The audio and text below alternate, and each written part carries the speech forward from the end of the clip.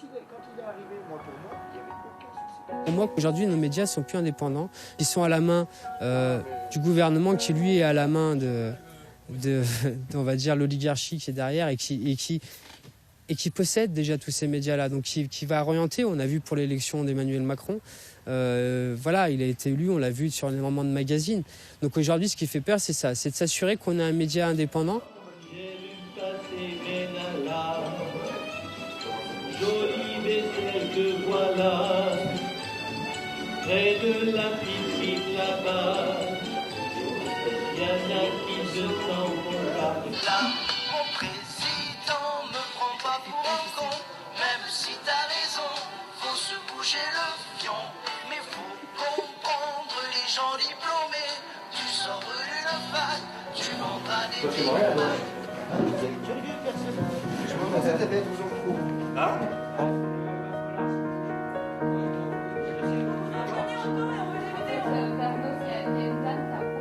Et donc l'idée c'est qu'ils sachent qu'est-ce qu'ils portent comme revendication principale de notre groupe pour partir. Voilà, c'est vraiment important. Le retour de l'ISF, la suppression du CICE, voilà, avec aussi la volonté de lutter contre l'évasion et la fraude et l'optimisation fiscale. La réindexation des salaires de toutes les retraites et aides sociales à l'indice des prix. Ça va être un combat, hein, même si on va le mener pacifiquement, etc. Ça sera un combat. Le combat va être long, mais en tout cas, on y voit plus clair et on sent que les gens, ils ont envie d'avancer. On voit l'union qui est en train d'avoir avec les différents groupes de la région. Et puis le désir, on voit nos réunions de travail, c'est tellement enrichissant. Il y a une synergie qui est en train de naître entre les gens qui ont envie de faire bouger les choses. Le week-end dernier, on est allé à la manifestation à Lyon. On était une trentaine de gilets jaunes de Vienne.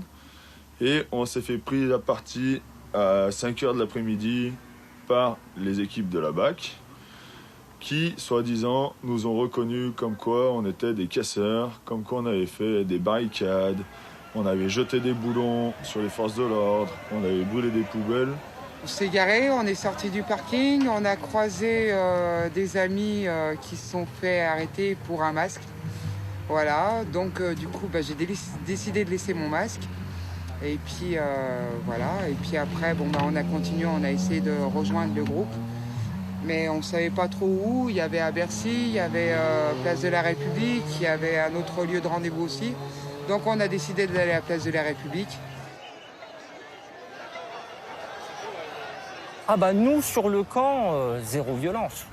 Rien du tout. Il y a 15 semaines, on avait des pères de famille non violents avec un gilet jaune.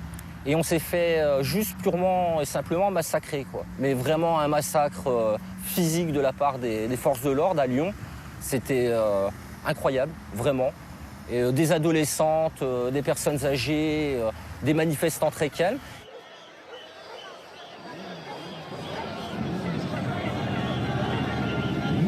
On a passé plus de 48 heures en garde à vue.